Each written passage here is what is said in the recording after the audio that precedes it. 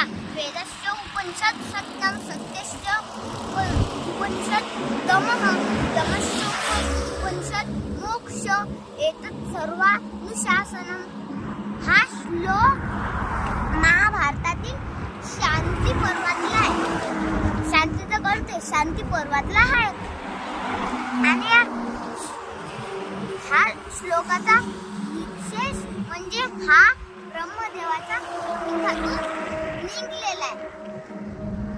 आणि मग तुम्ही म्हणसाल की कधी कुठे कोणत्या टाइमले इतकं तर काही विचारसाल नाही. मग मी सांगतो ते कुठे त्यांच्या सभेत बसलेले होते. त्यांच्या सभेचं नाव आहे सुसुखा. ते सुसुखा म्हणजे ते मोठ्या सिंहासनावर बसते आणि बाकीचे छोट्या सिंहासनावर बाकीचे देवी देवता. मग लय त्याने मंत्र श्लोक म्हटले. मग मी ना पहिले सांगितलं की नाही तो श्लोक की तुम्हाला डबल भरून दाखवतो. वेदशोपनिषद सत्यम सत्यशोपनिषद दमः दमशोपनिषद मोक्ष एतत् सर्वानुशासनम. आता याचा अर्थ सांगतो. वेद किती आहेत? 4. एक एक वेदच अनंत आहे. किती आहेत ते? एक वेदच. आणि त्याचं ते 4ही वेदाचं सार काय आहे? सत्य. सत्य म्हणजे तुम्ही म्हणसान की फक्त बोलण्यातलं सत्य नाही. बोलण्यातलं सत्य, पिण्यातलं सत्य, खाण्यातलं सत्य, ऐकण्यातलं सत्य, बघण्यातलं सत्य, चालण्यातलं सत्य, घेण्यातलं सत्य, सगळे सत्य. मग तुम्ही म्हणसान की संपले का? नाही. सत्याला बी सार आहे. काय आहे?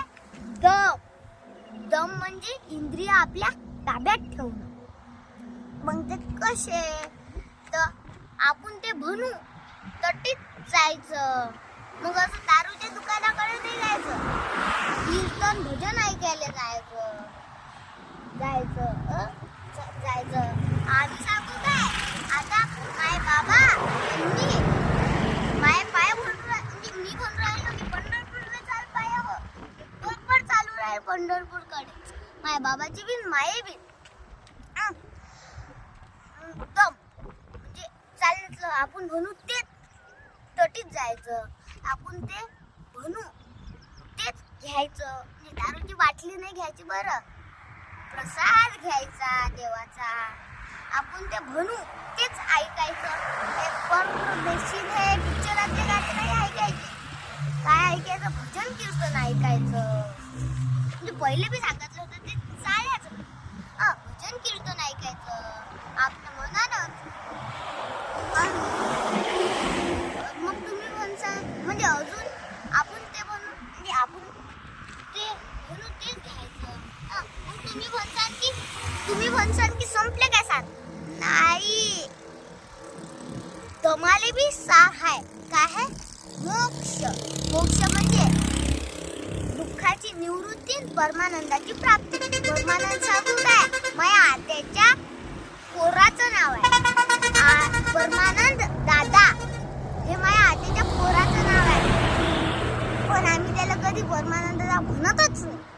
कधी बी आनंद सिंग कधी बी आनंद सिंगच म्हणतो. म्हणून त्याला लय राग येते. तुम्हाला माहित नाही.